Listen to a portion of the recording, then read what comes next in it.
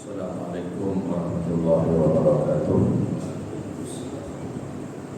Kita mulakan majlis malam ini dengan membaca surah Al-Fatihah. A'udzubillahi minasyaitonir rajim. Bismillahirrahmanirrahim. Alhamdulillahi rabbil alamin. Ar-Rahmanir Rahim. Maliki yaumiddin. Iyyaka na'budu wa iyyaka nasta'in. Ihdinas siratal mustaqim. Siratal ladzina an'amta 'alaihim ghairil maghdubi 'alaihim.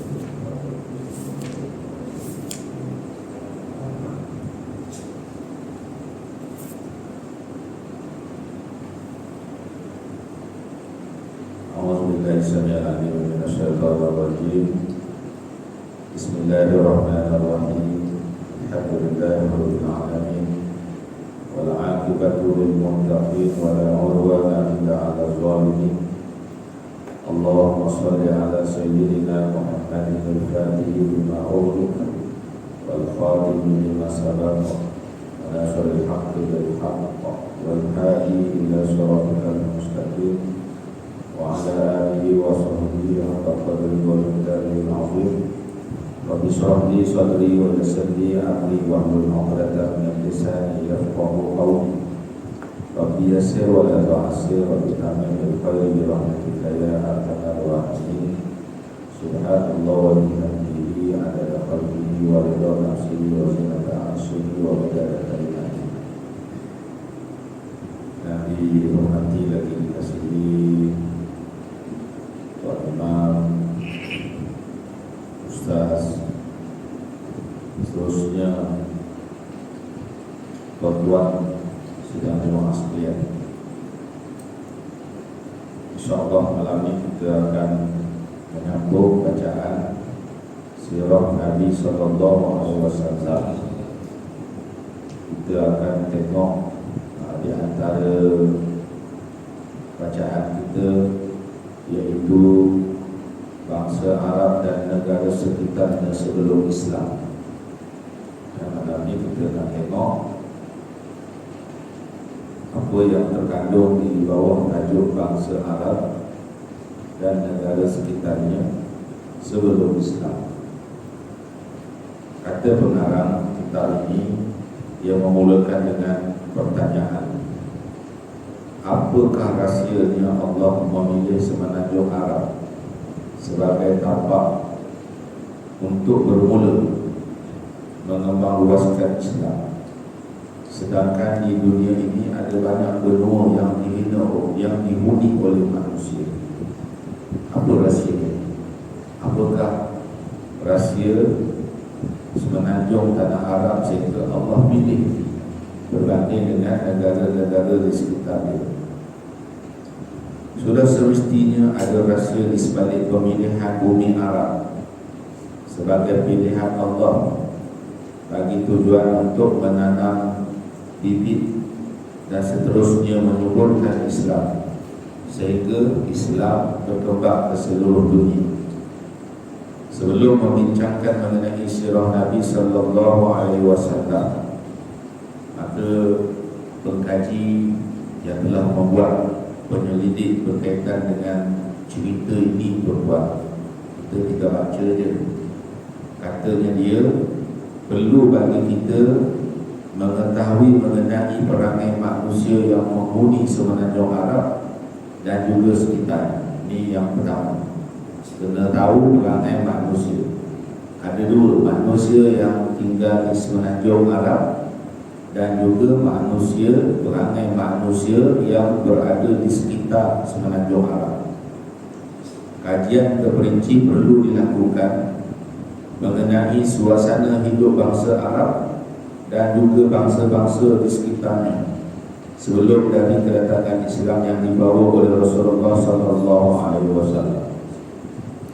Kata penulis ni, dia kata, dia suruh kita ni tuan-tuan tengok dengan detail suasana masyarakat manusia, iaitu manusia yang tinggal dekat semenanjung Arab dengan manusia yang tinggal di sekitarnya. Manusia yang tinggal di sekitarnya. Kenapa? Mesti ada sebab dia. Ya. Kemudian selain daripada itu, dia kata kita juga perlu mengkaji tentang kedudukan semenanjung Arab dari segi geografi. Tengok kedudukan semenanjung Arab dari segi geografi. Dia ni kedudukan yang disebut sebagai sesuatu bumi yang menjadi pilihan Allah bagi suatu mesej yang agung. Itu mestilah tempat dia yang paling strategi untuk penyebaran risalah. Kerana dengan kedudukan yang strategik sudah tentu akan memudahkan pengembangan sesuatu agama dan pengaruhnya. Kata penyelidik, kedudukan semenanjung tanah Arab ni berada pada kedudukan yang sangat strategik untuk penyebaran agama Islam berbanding dengan negara-negara di sekitar. Walaupun negara-negara di sekitar dia telah pun menjalani kehidupan yang maju, telah mengalami peradaban yang hebat, berbanding dengan semenanjung tanah Arab yang terkenal sebagai suatu tempat yang tandus, gersam, padang pasir, tiada kemajuan, tiada pembangunan. Tiba-tiba Allah pilih semenanjung Arab sebagai tempat untuk mengembang luaskan Islam. Itu yang dua, tuan-tuan.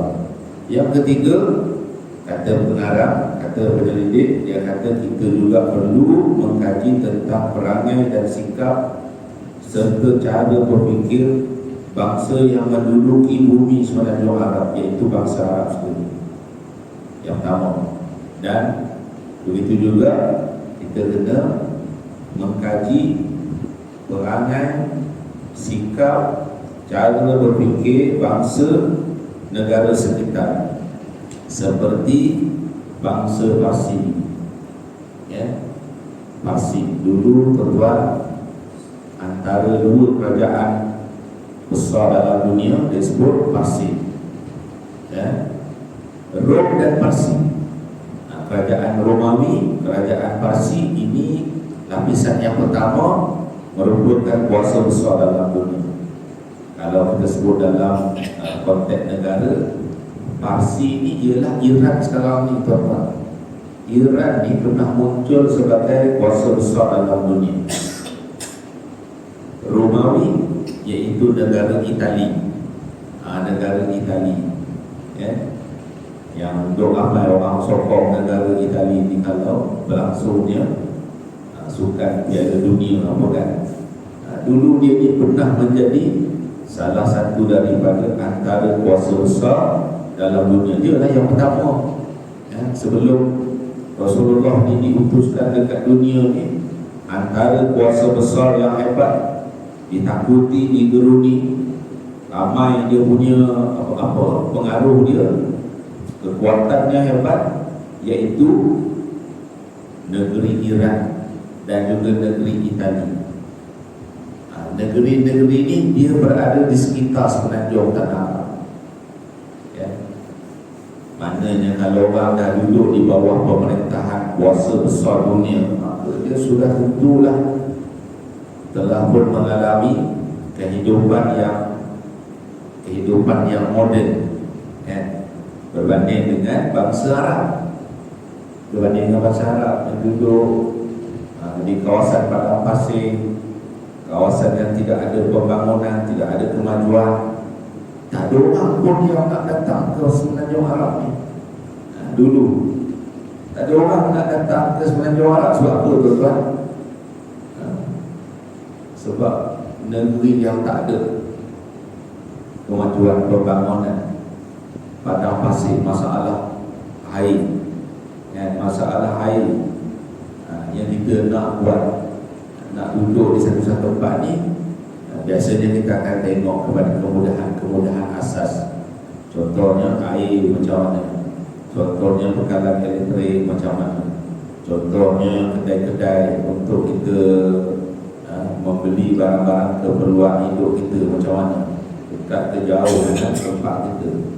Dan kira-kiranya Kita akan rasa dari segi zahir, kalau kita berumah di kawasan yang katanya ada kemudahan tadi itu, maka kita kata mudahlah berbanding dengan orang yang duduk di pedalaman, nak pergi beli berat kan, mungkin sampai 40 km pergi balik 40 km juga.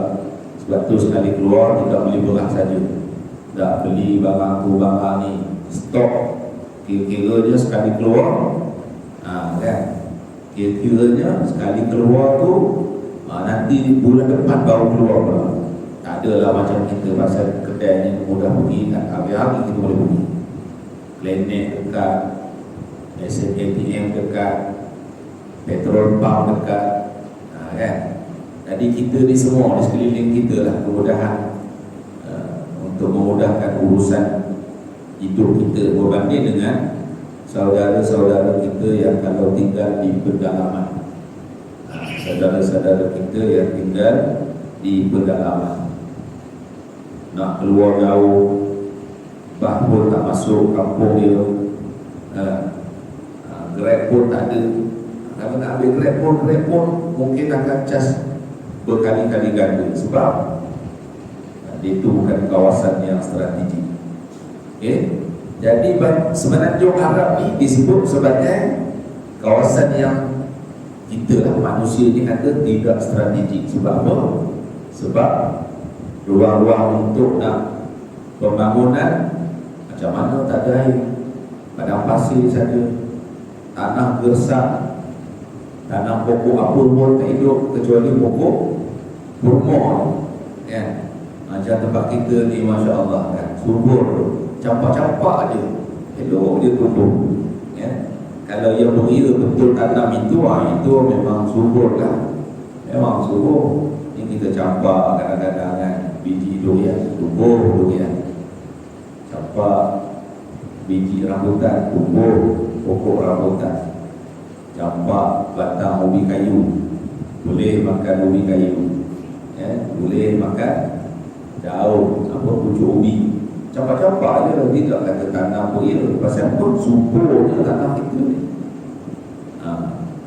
Berbanding dengan Semenanjung Arab sampai masa ni pun tuan-tuan, dan kita tengok pembangunan yang besar itu hanya di beberapa tempat saja, di Mekah, di Madinah, di Jeddah, di Riyadh, lain daripada tu. Kalau kita ada pengalaman tunai umrah, kita boleh tengok perjalanan antara Mekah ke Madinah, apa dia ada, tak ada apa, tak ada apa.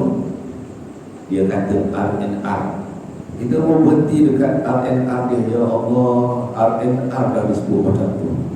Kalau tempat kita setara tu lah R&R banyak lah. Tempat kita ni R&R canggih tuan-tuan. Buktinya R&R Seremban. Kita yang selalu singgah mungkin kita tak terasa sangat kecanggihan dia, tapi orang daripada negeri lain bila singgah R&R Seremban, wih hebat dia kata tuan-tuan, canggih betul R&R Seremban.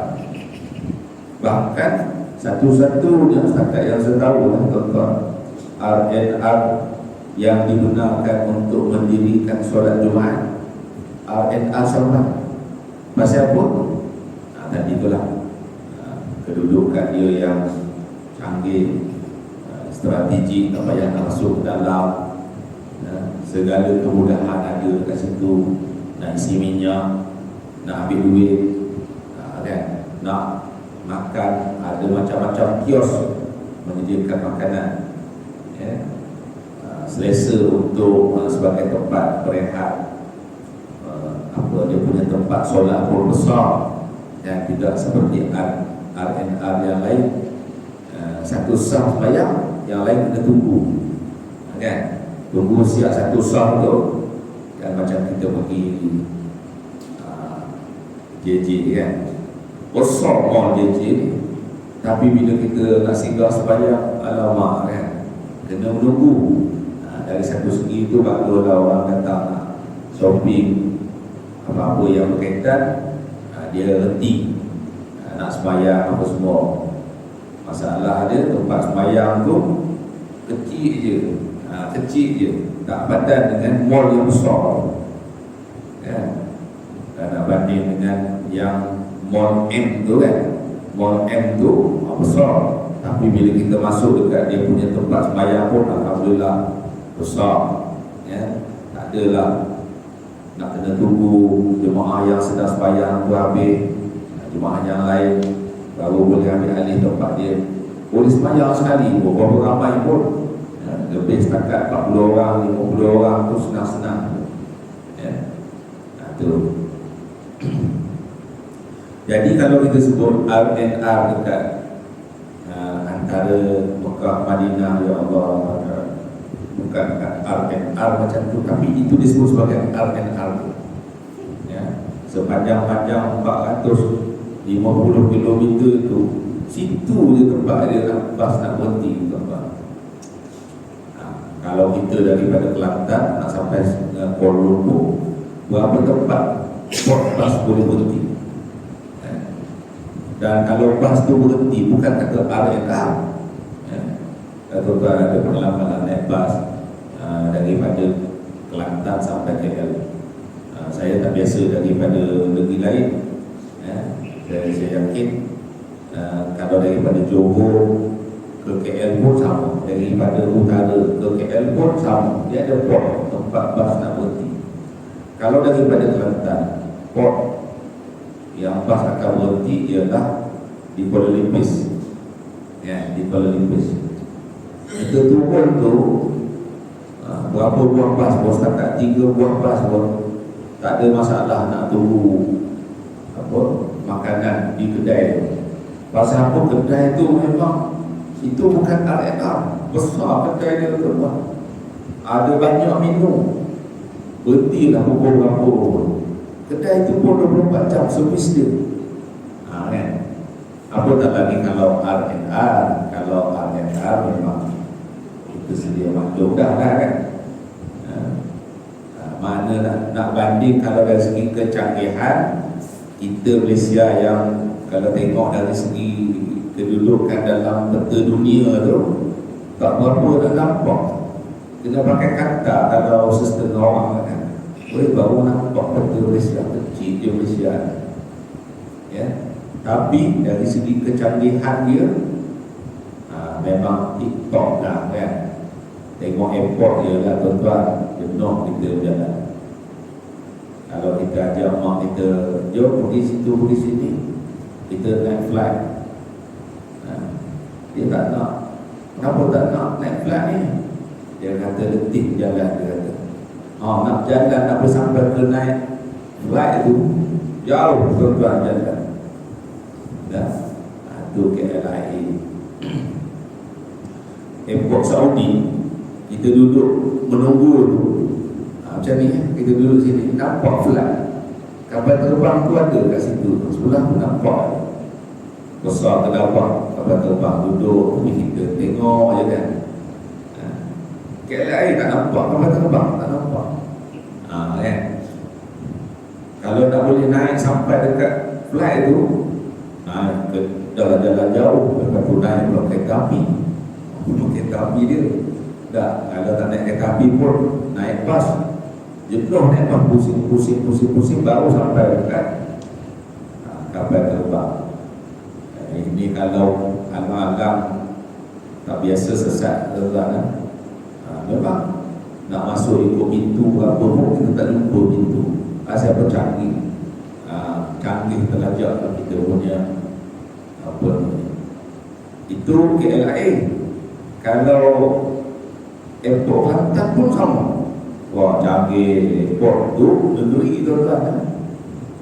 Itu negeri. Pasal apa? Dia punya pengunjung tu ramai. Kalau kita naik flight ni, jarang yang kita jumpa flight kosong, melainkan penuh, melainkan penuh. Pasal apa? Orang daripada Kelantan KL ni macam naik bas. Kelantan pergi KL macam kita naik bas tuan-tuan. Sedangkan dia naik flight kan. Pasal apa? Karena mungkin dari segi kemampuan keuangan, ya, sebab itulah kita tengok orang ramai juga naik flight, walaupun katanya flight ni tambang dia lebih sikit daripada kenderaan yang apa biasa tu, naik bas, naik kereta api, ya. Apatah lagi kalau naik kereta kan, orang masih memilih flight, memilih penerbangan juga sebagai kenderaan utama untuk daripada satu tempat ke satu tempat.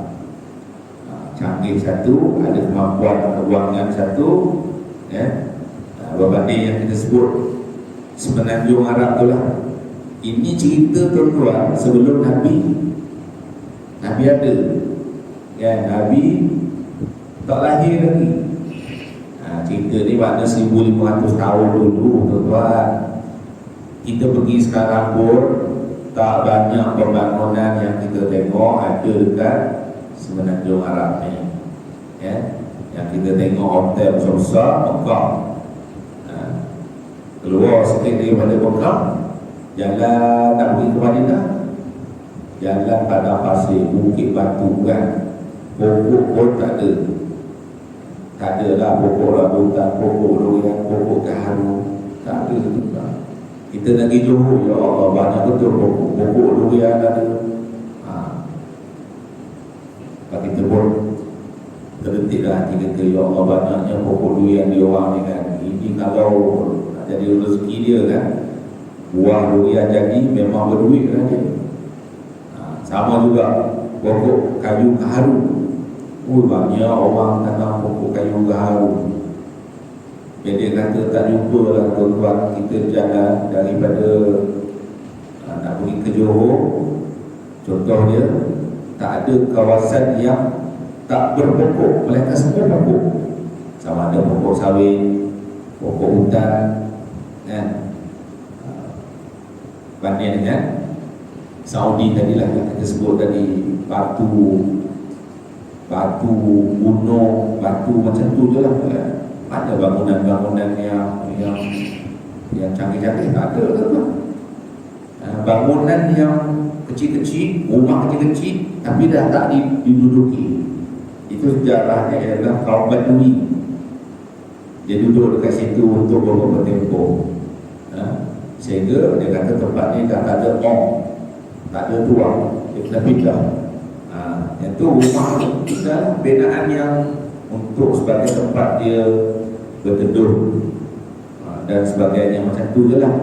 Jadi bila dia tinggal, bangunan yang rumah kecil-kecil tadi tu kita tengok tinggal, tak ada lah orang dulu. Kiranya kalau kita sebut di sini terbekalai lah, rumah tinggal. Itulah yang kita nampak sepanjang dalam perjalanan daripada Mekah ke Madinah. Dulu ni tuan-tuan, cerita 1500 tahun dahulu Nabi tak lahir lagi. Baik. Kemudian bangsa-bangsa tersebut merupakan bangsa tertua di dunia yang mengelilingi bumi Semenanjung Arab. Perangai bangsa-bangsa berkenaan perlu dikaji supaya lebih mudah untuk memahami rahsia apakah yang menyebabkan Allah memilih Semenanjung Arab sebagai tempat untuk penyebaran Islam. Ini yang kita sebut tadi. Kenapa Allah pilih Semenanjung Arab? Apa rahsianya? Setelah kita mengkaji beberapa perkara yang disebutkan tadi itu, barulah akhirnya kita faham kenapa Allah Subhanahu wa Ta'ala memilih Semenanjung Arab sebagai tempat untuk munculkan Nabi Rasulullah sallallahu alaihi wasallam, sebarkan Islam daripada negara Arab sehinggalah sampai ke seluruh penjuru dalam dunia, termasuklah kita yang tinggal dekat Port Dickson ini, sampai Islam itu. Jadi sebelum daripada kedatangan Islam, dunia pada ketika itu dikuasai oleh dua kuasa besar, iaitu Rom dan Parsi. Kalau sekarang ni dua kuasa besar dunia kita sebut negara apa?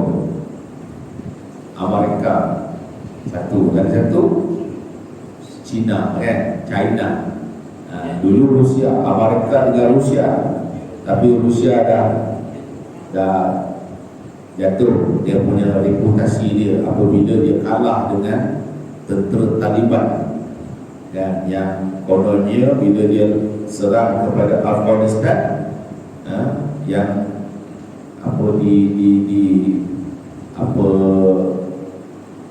kita dah sebut diketuai oleh Taliban tersebut, tentera Taliban. Sebenarnya Taliban ni orang-orang muda melawan dengan Rusia. Senjata tak canggih, senjata tak cukup. Rusia boleh kata sekejap jadi dia boleh hancurkan. Tengok lawan setahun, 2 tahun, 3 tahun tak kalah Taliban. Sampailah akhirnya dia yang kalah, Taliban menang. Jatuh reputasi Rusia, jatuhlah dia sebagai kuasa besar dalam dunia. Sekarang ni yang naik ialah China. China ni kuat, terbang, hebat, moden, cerdik, bijak, semua ada kat China sekarang ni. Tengok ni kenderaan yang dominan dekat Malaysia ni. Dulu kalau sebut barang daripada China, orang cek kan, orang kecil. Tapi tengok sekarang ni, produk-produk daripada China mendapat sambutan. Motor ke, kereta ke, kan, kapal laut ke, hebat China. Teknologi dia hebat. Ni yang mereka takut. Dan lebih-lebih lagi yang terlibat dengan kemajuan ini ialah Islam. Tuan-tuan, kalau kita pergi Mekah kan, contoh Mekah kan, kita tengok unta boleh menasyid, unta apa binatang-binatang boleh berzikir, boleh berselawat, kan? Kita tengok buatan made in China, kan? Barang-barang made in China laku keras masuk di Saudi. Kita orang Malaysia ni, termasuklah jemaah-jemaah negara lain pun, beli barang-barang tadi sebagai buah tangan, cendera mata untuk anak-anak apa semua kan, made in China, bukan made in Saudi, bukan made in Saudi, bukan kan? Bahkan kopiah pun tuan-tuan, made in China juga. Ada cok dia made in China. Kopiah tuan-tuan, kamar ni darinya. Kita ni pergi Mekah, belilah barang-barang dekat sana kan. Kadang-kadang sampai bertekar dengan immigration, pasal kita punya bagasi lebih kilo kan, dia setakat 50 kilo je. Kita tu sampai dekat 50 kilo lah. Apa barang yang berat sangat ni? Bukan apa, serban, kopiah, pasport, tapi semua kalau kita teliti dia punya cap dia tu, brand apa, made in China. Made in pun ada dua banyak barang tu kan. Lagi murah daripada barang yang dibeli dekat kedai-kedai di Mekah. Kadang-kadang kita ditawar bukan main dah kan, minta kurang lah, dia pun bagilah kurang. Dapatlah harga tu, ya Allah, seronoknya kita kan. Sebab berjaya menawarkan harga barang kepada yang lebih murah. Bila kita pergi berjalan dekat Maidin contohnya, saya sejumpa juga Maidin tuan-tuan, kat tempat lain saya tak jumpa. Tengok-tengok dekat Maidin pun ada tuan-tuan, barang yang dibeli dekat Mekah yang bertekak dengan tokek yang jualnya hari itu, minta kurang itu gini, dia pun bagilah. Kita ingat murah dah, rupanya dekat Maidin tak payah tawar-tawar lagi, murah buat tuan-tuan. Nak beli berapa banyak sebonik, tak ada siapa pun yang mahal, tak ada siapa yang nak cek ni beli banyak sangat, ni lebih daripada kilo yang digunakan, tak ada tuan-tuan. Nak beli selori pun tak ada kan. Suka baru lah, Kan? Orang yang jual tu kalau nak beli sampai selori ni, tak ada pun orang akan tanya kan, ni dapur ni ustaz nak beli kopiah ni sampai 1 lori ni, ada majlis apa kan? Tak ada. Suka dia cepat dia keluarkan resit bayaran tadi. Kan? Kita dah beli barang-barang dekat Mekah, nak bawa balik satu hal, tertakluk dengan berat bagasi yang digunakan. Jadi tuan-tuan, tapi orang suka juga nak beli dekat Mekah walaupun made in China kan? Jadi lepas ni mungkin nak sebelum pergi Mekah tu, survey dah dulu barang-barang dekat Medin, ambil dulu harga, tengok dekat Mekah nanti barang tu, tengok harga dia macam mana, buat bandingan. Lepas tu hantarlah mesej dekat anak-anak kat sini, tolong belikan barang dekat barang ni dekat Medin, sebab barang dekat Medin lagi murah. Nak beli banyak mana? Serban pun made in China. Serban tuan-tuan, made in China. Allah, China ni hebat. Dan orang Islam, itu kalau kita tengok jual barang bubur nasi pada binatang-binatang ni, maka sudah tentulah dia ni Islam. Memang bila kita tengok, kita jumpa jemaah-jemaah daripada negara China, dia tak heran pun barang-barang tu, sebab memang produk daripada negara dia, betul-betul. Dia tengok gitu je.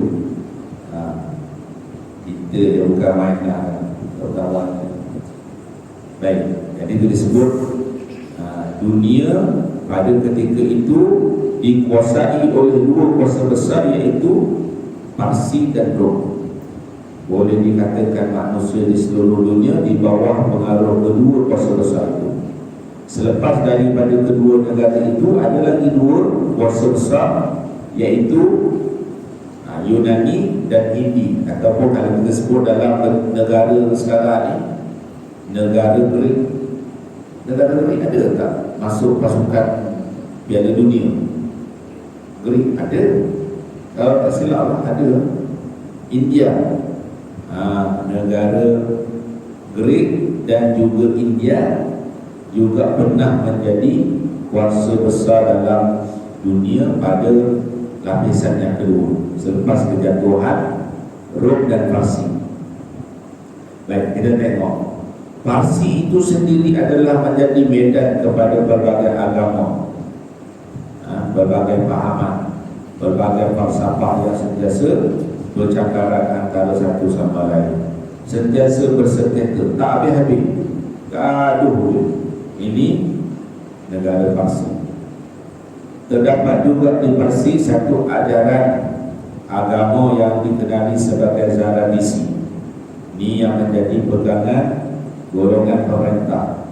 Antara ajaran yang terdapat dalam agama ini, di mana seorang lelaki digalakkan berkahwin dengan ibunya selepas bapanya meninggal, ataupun dia boleh kahwin dengan anak perempuannya, ataupun dia boleh kahwin dengan adik perempuannya.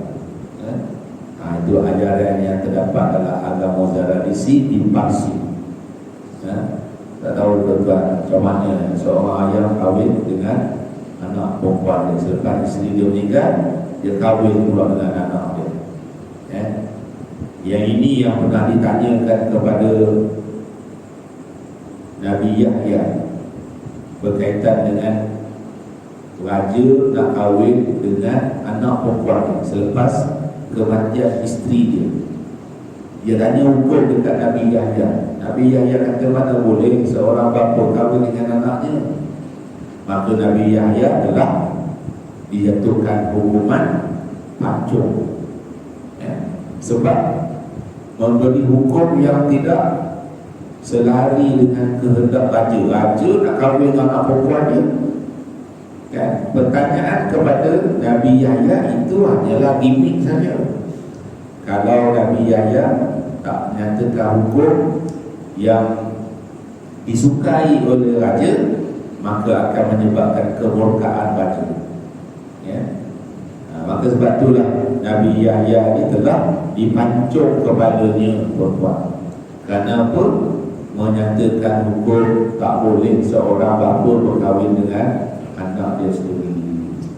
Sedangkan raja nak kahwin dengan anak dia sendiri, patutnya bila raja tanya, dia kena jawab seperti yang dikehendaki oleh raja. Raja nak macam mana?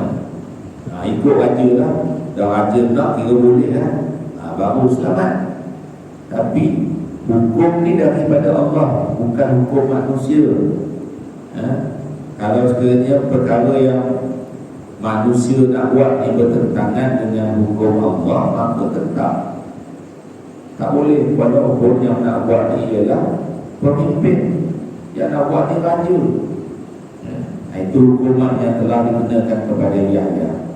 Bayang tuan-tuan, di antara ajaran agama itu, dia bagi kebenaran kepada bapa kahwin anak dia. Bapa ataupun kahwin seorang lelaki boleh kahwin dengan ibu dia. Dulu jadi anak, tapi lepas ayah dia mati, dia boleh kahwin dengan mak dia. Pelik ke tuan? Pelik ataupun dia kahwin dengan adik-beradik dia. Sebab apa? Kahwin sama-sama sendiri ni maknanya tak bimbang harta kekayaannya akan hilang. Dia kahwin sama-sama dia, harta kekayaan akan berlega dalam kalangan dia. Selain daripada agama Zaradisi, ada juga agama di Parsi ketika itu, ialah agama yang dikenali sebagai Mazda. Kalau buang kir itu jadi Mazda, tapi dia bukan Mazda. Mazda itu kereta, kenderaan. Ini ajaran agama yang dianuti oleh masyarakat di Parsi selain daripada Zaradisi tadi. Ini pada kurun ke-5 Masihi, tuan-tuan. Ajaran ni masbur pada tahun ke-5 Masihi. Jauh sangatlah, nanti sebut 1500 tahun tadi kan. Di antara ajaran seperti yang disebutkan oleh seorang penulis terkenal, yaitu Imam Syirkani dalam kitabnya yang bernama Al-Milal wa Nihal, yaitu semua wanita halal bagi lelaki. Semua orang perempuan, dia kata halal bagi semua orang lelaki. Tak kira lah walaupun dia tu isteri orang. Kita tengok isteri orang ni cantik lah perempuan ni, halal dia kata. Ini ajaran yang dikenali sebagai ajaran Mazda. Tak ada haram lagi. Tak ada haram. Tengok orang perempuan tu cantik lah wanita ni. Wanita ni dah kahwin, tak boleh. Dan dia nak, dan dia nak peduli apa isteri orang. Mana boleh macam tu. Bila seseorang wanita itu adalah isteri orang, maka hukum dia haram untuk kepada mana-mana lelaki untuk jadikan dia orang isteri. Kena cerai dulu. Habis tempoh iddah. Dari segi fiqah dia, setelah selesai tempoh iddah, baru boleh kahwin dengan dia. Mana boleh main terus dia nak kahwin. Tapi ajaran Mazda itu begitu dia punya mesej. Semua orang boleh memiliki. Tengok ni harta, tengok kereta ni cantik lah. Walaupun kereta ni cantik, dia dah ada tuan dia, tak boleh. Saya nak kereta ni, contoh. Habis contoh, hancur masyarakat. Tengok rumah ni lawa. Dia nak, dia kata rumah ni, mana boleh, rumah ni dah ada tuan dia. Saya tak boleh, saya nak rumah ni. Dia tak boleh kepada bukan milik dia. Lilitkan kuning habis. Propaganda yang dilakukan oleh pemimpin agama Mazda ini mendapat sambutan yang meluas dari bangsa Parsi, terutama dari kalangan manusia yang buruk budi pekertinya. Dengan begitu banyak kepercayaan dan juga agama yang dianuti oleh bangsa Parsi ini, bermakna rakyat negara berkenaan berpegang dengan berbagai ideologi. Apatah lagi di antara agama yang terbesar merupakan agama yang berasas kepada nafsu, syahwat semata-mata. Rakyat selain daripada berpecah dengan berbagai kepercayaan dan ideologi, bermakna rakyat juga dalam keadaan berpecah apabila isteri ataupun anak perempuan mereka turut dimiliki oleh orang lain. Dia tengok isteri dia, tapi isteri dia sedang berasmara dengan orang lain. Salah pun masa tu tak salah. Tak salah kan?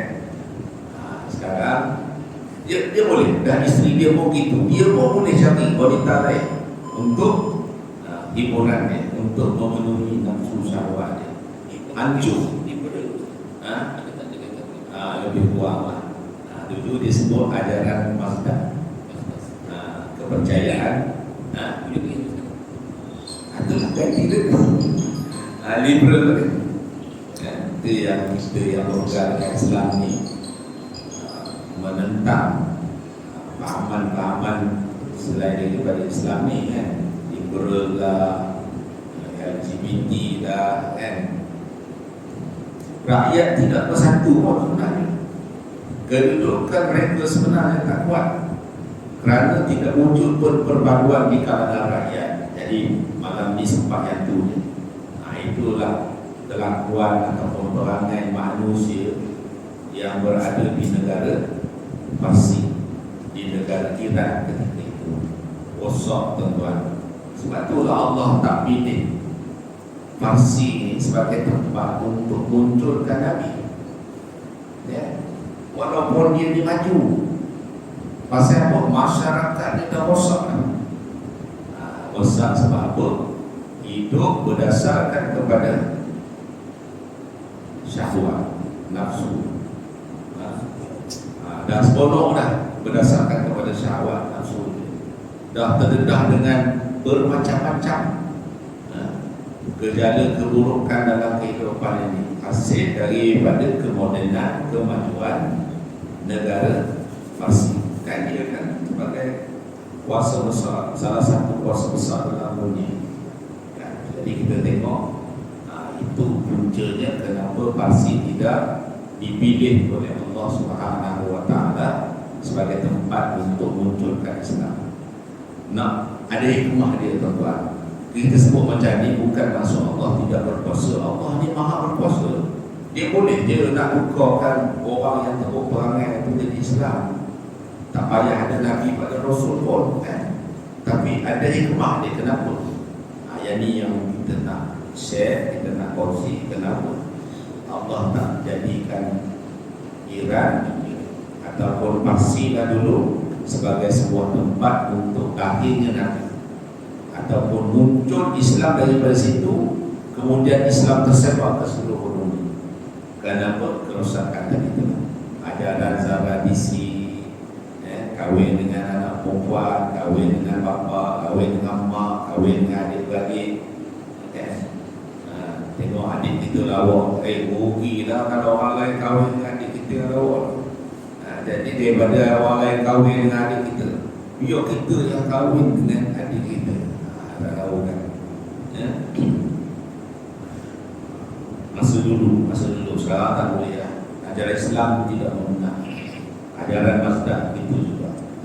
Rosak habis. Tengok wanita semua halal, tak ada haram, semua halal. Walaupun isteri orang boleh nak ajak sekali bersama, boleh. Macam apa boleh? Tak ada haram, tak ada larangan. Bertukar-tukar pasangan. Bila bertukar-tukar pasangan, maknanya rosak habislah generasi ataupun zuriat keturunan kan. Tahu ni benih campur tak tahu dalam rahim wanita ni. Dengan waktu puni juga, dengan waktu puni juga, dengan waktu puni juga. Siapa boleh mengatakan mendaur apa yang dikandung oleh wanita tadi itu yang bersama dengan ramai lelaki, itu ialah anak ni. Tak ada orang pun nak mengaku kan. Ini anak tuan ni tak, mana tak kan. Mana ada orang nak mengaku. Macam itulah tuan ya. Jadi itu kerosakan yang kita tengok di negara Parsi. InsyaAllah yang lain kita sambung pada lepas raya atau kan, kalau ada izin daripada Allah Subhanahu wa Ta'ala, kita sambunglah ini insyaAllah. Sekadar itu, apa yang dapat kita kongsikan mudah-mudahan ada manfaat kepada kita semua.